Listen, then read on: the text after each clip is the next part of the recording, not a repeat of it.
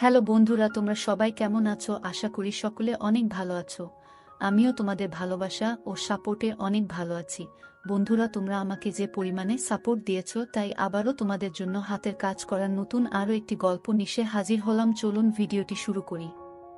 আমার 14 বছর বয়সে মালকিন আমাকে তার বাড়িতে নিয়ে যান এবং আমাকে 500 টাকা দিয়ে মালকিন নিজের পিঠের ম্যাসেজ করাতেন।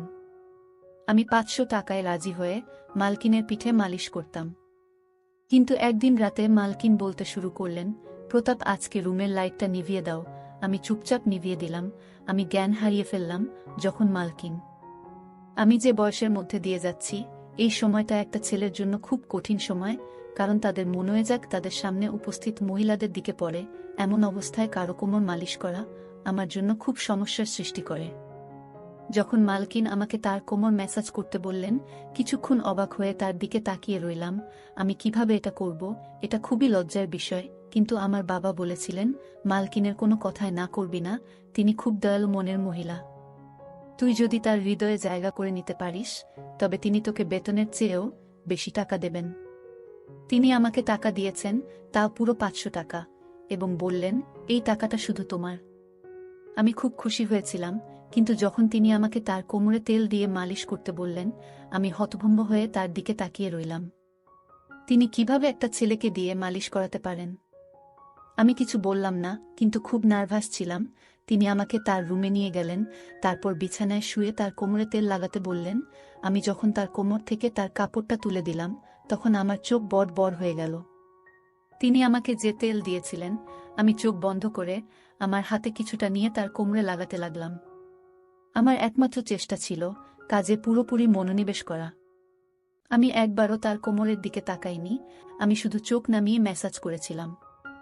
আমার মনে আছে যে আমি যখন এখানে কাজ শুরু করি, প্রথম দিকে কাজের সময় অনুসারে আমি যখন মালকিনের ঘরে প্রবেশ করলাম, তখন মালকিনকে কিছুটা অন্যরকম লাগছিল। তার চেহারায় অদ্ভুত পরিবর্তন লক্ষ্য করলাম। তিনি ঘামে ভিজে যাচ্ছিলেন। আমি জানি না তার কি হয়েছিল। আমাকে দেখামাত্রই সে হঠাৎ সোজা হয়ে আমার দিক থেকে অন্য দিকে তাকাতে লাগলেন।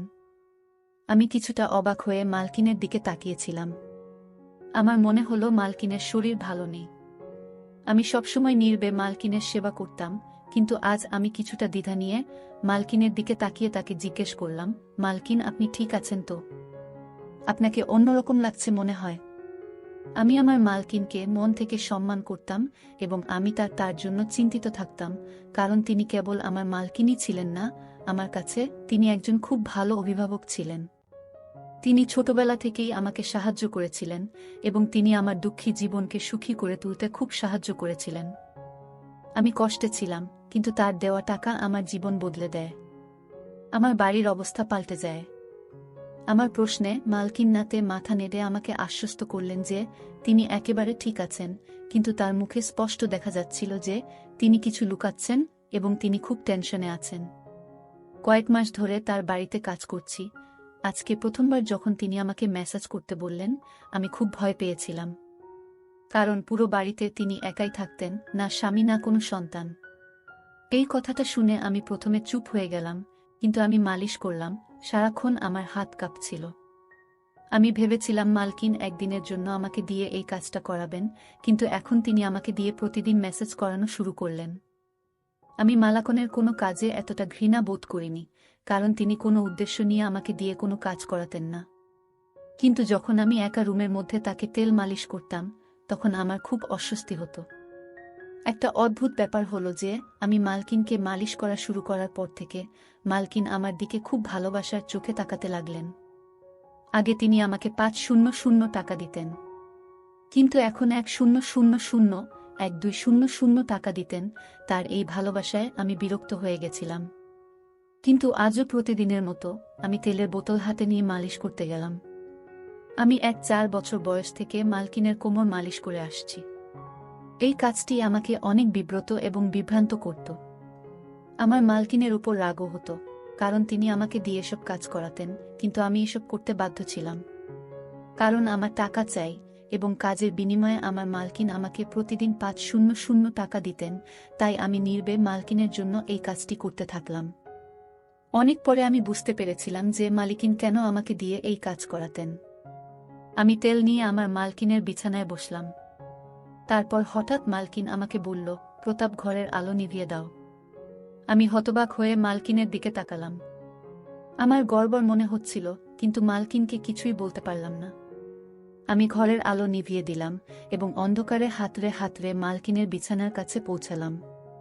অন্ধকারে বুঝতে পারলাম মালকিন বিছানায় শুয়ে আছেন। আমি মালকিনের দিকে হাত বাড়ালে মালকিন আমাকে থামিয়ে দিয়ে আমার হাত ধরে তিনি আমাকে যা বললেন তাতে আমি জ্ঞান হারিয়ে ফেললাম। আমার বুক ধুকধুক করতে শুরু করল। আমি আমার জায়গায় বসে রইলাম। আমার নড়াচড়া করা কঠিন হয়ে পড়ে। আমার মালকিনের কথা শুনে আমি কেঁপে উঠেছিলাম। আমি বাঁকুড়ার একটি গ্রামে থাকতাম। আমার পরিবার খুবই গরিব। আমার বয়স যেহেতু 4 বছর, তাই আমার পক্ষে কাজ পাওয়া বা টাকা ইনকাম করা কঠিন ছিল। আমি বাধ্য হয়ে আমার বাবা মাকে কষ্ট করে সংসার চালাতে দেখেছি। তারা খুব কষ্টে ছিল, কিন্তু আমি তাদের কোনো সাহায্য করতে পারিনি। আমি খুব আবেগী ছিলাম, কিন্তু কোনোভাবে টাকা ইনকাম করে তাদের সাহায্য করতে পারিনি, যাতে তাদের একটি ভালো জীবন দিতে পারি। লেখাপড়া করা আমার স্বপ্ন ছিল, কিন্তু আমি জানতাম যে আমাদের কাছে লেখাপড়া করার টাকা নেই। আমাদের বাড়িতে খাওয়া দাওয়া করাই খুব কঠিন, তবে আমি জানতাম যে আমি যদি আমার শখ প্রকাশ করি, তবে আমার মা বাবা এত কষ্টের মধ্যেও নিশ্চয়ই আমাকে পড়াতেন।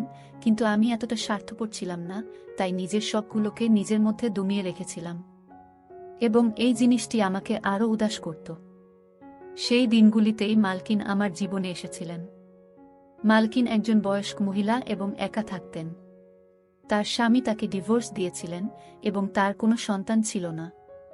তবে তার অনেক টাকা ছিল, তার অনেক জমিজমাও আমাদের গ্রামে ছিল।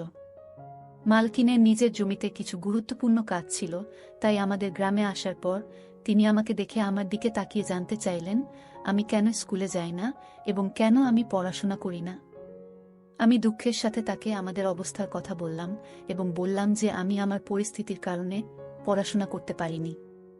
পড়াশোনা করলে আমাদের ঘরে খাওয়া দাওয়া বন্ধ হয়ে যাবে। আমার কথা শুনে মালিকিন চিন্তায় পড়ে গেলেন। এরপর তিনি আমাদের বাড়িতে এসে আমার বাবা মায়ের সাথে কথা বললেন এবং বললেন যে বাড়ির ছোটখাটো কাজের জন্য তার আমার বয়সী একটি ছেলে দরকার।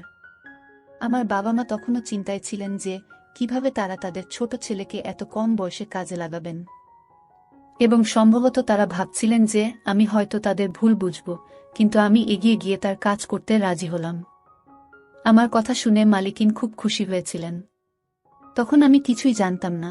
আমি শুধু ভেবেছিলাম মালিকিন তার ইচ্ছানুযায়ী ছোটখাটো কাজ করবেন, আর আমি সব কাজ করতেই প্রস্তুত ছিলাম।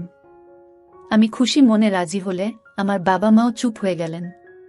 মালকিন আমার বাবা মায়ের হাতে বেশ কিছু টাকা দিয়েছিলেন এবং তাদের আশ্বাস দিয়েছিলেন যে তিনি প্রতি মাসে টাকা পাঠাবেন, যাতে আমাদের বাড়ির কষ্ট দূর হয়। মনে মনে আমি খুশি ছিলাম। আমার স্বপ্ন সত্যি হতে চলেছে, কারণ আমি সবসময় আমার বাবা মায়ের অবস্থা পরিবর্তন করতে চেয়েছিলাম। আমি আমার জিনিসপত্র গুছিয়ে মালকিনের সাথে শহরে চলে এলাম। মালকিনের শহরে সুন্দর বাড়ি ছিল। এত সুন্দর বাড়ি আমি জীবনে প্রথম দেখেছিলাম। মালকিন আমার থাকার জন্য একটি রুম দিয়েছেন। রুমটি খুবই ছোট, কিন্তু খুব সুন্দরভাবে সাজানো ছিল। রুমে দামি দামি আসবাবপত্র রাখা ছিল। আমার মনে হচ্ছিল যেন ঘরটা আমার স্বপ্নের মতো তৈরি করা হয়েছে। মালকিন আমাকে ছোটখাটো কাজ বুঝিয়ে দিলেন, যার মধ্যে কাপড় দিয়ে রোজ তার গাড়ি পরিষ্কার করা, রাতে তাকে দুধের সাথে জল দেওয়া এবং দিনে 3 বার খাওয়ার বাসনপত্র ধোয়া ইত্যাদি। এই কাজগুলো আমার মতো গরিব একজন ছেলের পক্ষে খুব সহজ ছিল। মালকিনের বাড়িতে বাইরে থেকে রান্না করা খাবার আসত এবং মালিকিন তার সাথে আমাকেও খেতে দিতেন। প্রথম দিনই আমাকে ভালো জামাকাপড় দেওয়া হয়েছিল, জুতাও কিনে দিয়েছিলেন। মালকিনের দয়া এখানেই শেষ হয়নি। তিনি আমাকে বলেছিলেন যে তিনি খুব শীঘ্রই আমাকে একটি ভালো স্কুলে ভর্তি করাবেন, যাতে আমি আমার পড়াশোনা চালিয়ে যেতে পারি। শুনে আমি খুব খুশি হয়ে গেলাম। কিন্তু রাত নামার সাথে সাথে মালকিন আমাকে তার ঘরে ডেকে একটি সুগন্ধযুক্ত সিসি দিয়ে বললেন, আমার গায়ে ম্যাসেজ করো। আমি মাথা নেড়ে তাড়াতাড়ি তেল এনে মালকিনের পায়ের কাছে গিয়ে বসলাম। আমি ভেবেছিলাম যে আমাকে মালকিনের পা ম্যাসেজ করতে হবে, এবং আমি খুশি খুশি এটি করতে রাজি ছিলাম। কিন্তু মালকিন আমাকে থামিয়ে তার কোমরের নিচের দিকে ম্যাসেজ করতে বললেন। এটা করতে আমার লজ্জা করছিল, কিন্তু কোনোরকমে আমি মালকিনের শরীরে ম্যাসাজ করলাম। আমি তারপর উঠে রুম থেকে চলে গেলাম। আমি ভাবলাম মালকিন মনে হয় ক্লান্ত হয়ে পড়েছেন। আর আমাকে দিয়ে মেসেজ করাবেন না, কিন্তু আমার ধারণা ভুল ছিল। আমি খুব চটকা ছেলে ছিলাম, তাই সব কাজ তাড়াতাড়ি করে ফেলতাম, কিন্তু রাত নামলেই আবার একইভাবে মালকিন আমাকে রুমে ডেকে এক শিশি তেল দিলেন। এটা ভেবে মন খারাপ হয়ে গেল যে আজকেও আমাকে মালকিনের মালিশ করতে হবে। পা পর্যন্ত তো ঠিক ছিল, কিন্তু মালকিন আমাকে দিয়ে যেখানে মালিশ করাতেন সেটি আমার কাছে অস্বস্তিকর ছিল। আজও আমি কোনো রকমে মালকিনের মালিশ করে তার দিকে তাকালাম। তিনি শান্তিতে ঘুমাচ্ছিলেন। আমি বুঝতে পারছিলাম না মালকিন এতে কি সুখ পান। মালকিনের কাজকর্ম আমাকে অবাক করছিল। 3 দিন পরেই মালকিন আমাকে একটি ভালো স্কুলে ভর্তি করিয়েছিলেন। আমি আমার মালকিনের জন্য পাগল ছিলাম, কিন্তু আমার মালকিনের মেসেজ করতে ভালো লাগতো না। মালকিন এটি তার রুটিনে পরিণত করেছিলেন, আর প্রতিদিন সে আমাকে মেসেজ করতে বলতেন। আমি তার অনুগ্রহে ছিলাম, তাই আমি না করতে পারছিলাম না। তাই কিছু না বলে আমি আমার মালকিনকে মেসেজ করতে লাগলাম। মালকিন সম্ভবত বুঝতে পেরেছিল যে আমি তার মালিশ বিরক্তি নিয়ে করি, সেজন্য আমার বেতন বাদেও তিনি আমাকে প্রতিদিন 500 টাকা করে দিতে লাগলেন, এবং আমি আনন্দের সাথে টাকার জন্য এই কাজটি করতে লাগলাম। এইভাবে আমি মালাকনের বাড়িতে অনেক দিন ছিলাম, এবং এখন আমি এতে অভ্যস্ত হয়ে গেছি। মালকিনের একটি ভালো অভ্যাস ছিল যে মাস শেষ হলেই তিনি আমাকে না বলেই আমার বাড়িতে টাকা পাঠিয়ে দিতেন, যা আমার বাবা মায়ের জীবনকে সহজ করে দিয়েছিল। আমিও খুব কষ্ট করে পড়াশোনা করছিলাম যে সারা জীবন যাতে আমাকে মালকিনের মতো মহিলাদের বাড়িতে থেকে তাদের ইচ্ছা পূরণ করতে না হয়। একদিন আমি প্রতিদিনের মতো মালকিনের মেসেজ করতে তার রুমে গেলে মালকিন আমার দিকে একভাবে তাকাতে লাগলেন। তাকে মালিশ করার সময় আমার মুখে সবসময় একটা বিরক্তি ভাব থাকত, এবং আমি এভাবেই তার মেসেজ করতাম, এবং মালকিনও এটা অনুভব করতেন। তাই মালকিন আমার দিকে মনোযোগ দিয়ে তাকিয়ে তারপর বললেন যে আমি জানি আমার এই কাজটা করতে তোমার খারাপ লাগে, কিন্তু আমি অসহায়, তাই তোমার খারাপ লাগা সত্ত্বেও তোমাকে দিয়ে এই কাজটা করিয়ে নিই। মালকিনের মুখে উদাস ভাব ফুটে উঠল। আমি কিছু বুঝতে না পেরে মালকিনের দিকে তাকাতে লাগলাম। আমি বুঝতে পারিনি, তাই মালকিন আমাকে তার বাধ্যবাধকতার কথা বললেন, আর লজ্জায় আমার অবস্থা খারাপ হতে লাগল। মালকিন আমাকে বললেন যে তার মেরুদণ্ডের সমস্যা রয়েছে, যার কারণে তিনি মালিশ না করিয়ে রাতে ঘুমাতে পারেন না। মালকিন এই কাজের জন্য নার্স রেখেছিলেন, কিন্তু তারা সবাই কোনো না কোনো অজুহাত দেখিয়ে কখনো কখনো তাড়াতাড়ি মেসেজ করে, আবার কখনো কখনো মেসেজ না করেই চলে যায়। বাধ্য হয়ে মালকিন আমাকে কাজে রাখেন, এবং তিনি আমার এত উপকার করতেন যাতে আমি তার মেসেজ করতে না বলতে না পারি। এসব কথা বলে মালকিন চুপ করলেন, আর আমি মালকিনের কথায় খুব লজ্জিত হলাম, এবং আমার আচরণের জন্য আমার খুব খারাপ লাগছিল। যে মহিলা আমার এত উপকার করেছেন তাকে নিয়ে আমি উল্টোপাল্টা ভেবেছি বলে আমি আফসোস অনুভব করছিলাম। এই রোগের কথা শুনে আমি আমার মালকিনের মালিশ আমার সমস্ত হৃদয় দিয়ে করতাম, এবং কখনো বিরক্ত হতাম না। মালকিন আমাকে খুশি করতেন। আমি এখন যুবক হয়ে গিয়েছি, এবং মালকিন খুব বৃদ্ধ হয়ে গিয়েছেন। একদিন আমি মালকিনকে মালিশ করতে তার রুমে গিয়ে দেখলাম মালকিনের অবস্থা খুব খারাপ। আমি জিজ্ঞাসা করলেও মালকিন আমাকে কিছুই বললেন না।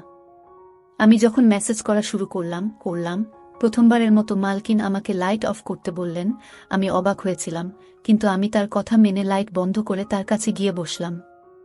এমন সময় মালকিন আমার হাত ধরে আমাকে বললেন, আজ আমার শরীর খুব খারাপ লাগছে, আর বুকেও ব্যথা হচ্ছে। আমার মনে হচ্ছে আমার সময় ঘনিয়ে এসেছে। মালকিনের কথা শুনে আমি ঘামতে লাগলাম। আমি নীরবে বসে রইলাম। মালকিন বললেন, তোমার যত্ন আমার মন জয় করে নিয়েছে। আমার যদি ছেলে থাকতো তবে তোমার মতো আমার যত্ন নিত। আমি তোমাকে আমার ছেলে মনে করি। আমি আমার সমস্ত সম্পত্তি তোমার নামে করে দিয়েছি। নিজের খেয়াল রেখো। মালকিন এই কথা বলেই তার হাত নিচে পড়ে গেল। আমি তাড়াতাড়ি উঠে লাইট অন করে মালিককে দেখে দ্রুত ডাক্তারকে ডাকলাম। মালকিন একেবারে স্থির। ডাক্তার চেক আপ করে মালকিনকে মৃত ঘোষণা করলেন। আমি হতভম্ব হয়ে কাঁদতে কাঁদতে পাগল হয়ে গেলাম। মালকিন আমার মায়ের মতো ছিলেন, যদিও তিনি আমার মা ছিলেন না, কিন্তু আমাদের মধ্যে সম্পর্কটা মা ছেলের মতোই ছিল। আর তার উকিল পরের দিনই তার সমস্ত সম্পত্তি আমার হাতে তুলে দিয়েছিলেন। আমি অনেক বড়লোক হয়ে গেছি, এবং আমি মালকিনের বাড়িতেই থাকি। আমার বাবা মাও আমার সাথে থাকেন। আমার জীবন খুব সুন্দর হয়ে উঠেছে। আমার মালকিন খুব সুন্দর মনের মহিলা ছিলেন। ধন্যবাদ সবাইকে গল্পটা শোনার জন্য।